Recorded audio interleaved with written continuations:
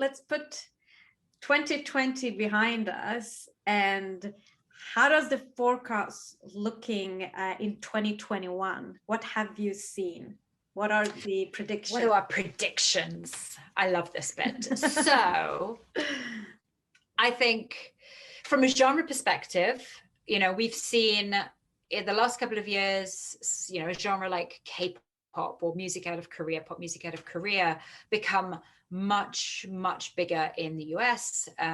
Artists like BTS have had multiple #1 albums. Super M have also had a #1 album.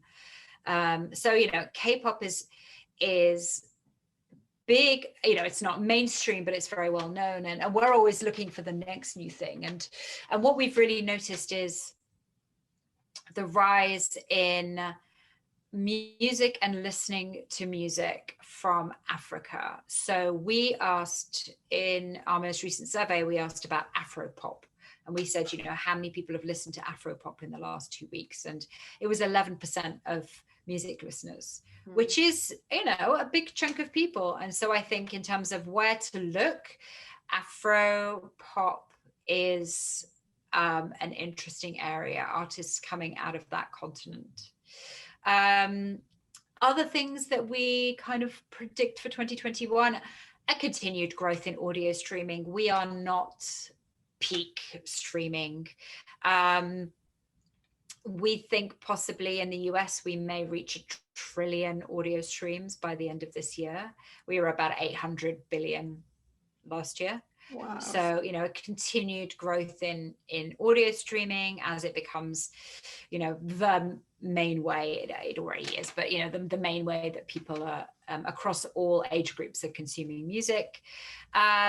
I think, and along with that, country music on streaming is going to continue to rise. I think there is, it's a huge genre for the US, and it will continue to be very popular. And then following on from last year's trend in the visual space, I think we'll see continued evolution there and continued adoption. And when I say visual media, I'm meaning short form video, things like TikTok, becoming ever more popular. 58% of US consumers stream some sort of short form video in a given period. So, it's already very popular, but I think that will continue to rise. And as will the interest in live streaming and the continued evolution of live streaming to meet the needs and desires of different audiences. And, we may have got used to to a degree, the way that we live now. But I think people are still searching, always looking to kind of have some sort of new experience wherever they can. So I think the music industry's drive to meet that need is something we're going to see in 2021. And what about the gaming industry? Because music has also gone into gaming. Is it possibility to see streams there? And also what I'm seeing with virtual concerts are that they're trying to make it more gamification around it, to make it even more amazing and cool. And as you say, that people looking for the new now, how can you bring that concert experience into the virtual world than VR? Oh, wow. So many things in that question. VR, gaming, gamification. I mean, I think, yes, absolutely. Music is a big part of gaming. I know there are also certain licensing issues that will be resolved around music.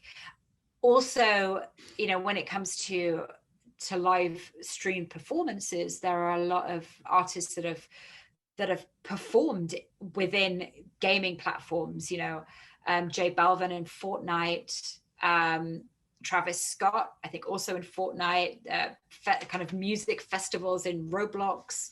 There's lots of that happening as well, because gaming is massively successful and popular amongst younger generations. And, you know, the pandemic has done nothing but drive the importance of that. So I think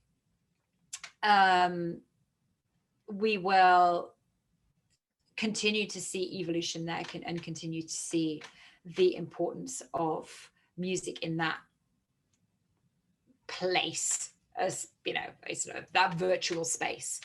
When it comes to VR, I personally, and I am not necessarily an expert, I'm certainly not an expert in the VR space, I have not seen a lot of VR events or kind of anything really that's happening in that space. I think the pandemic has not suddenly made us all adopt VR headsets as a way of embracing music. That could be interesting to see if there's something coming up. I've heard some small birds here and there saying that it might be something popping up, and it could bring the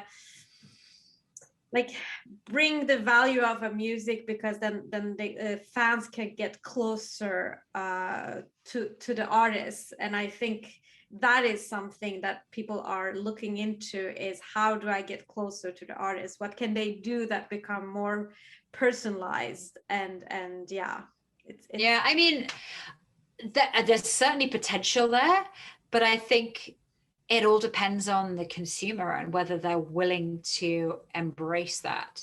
And yeah, it's certainly a space to watch. I would agree.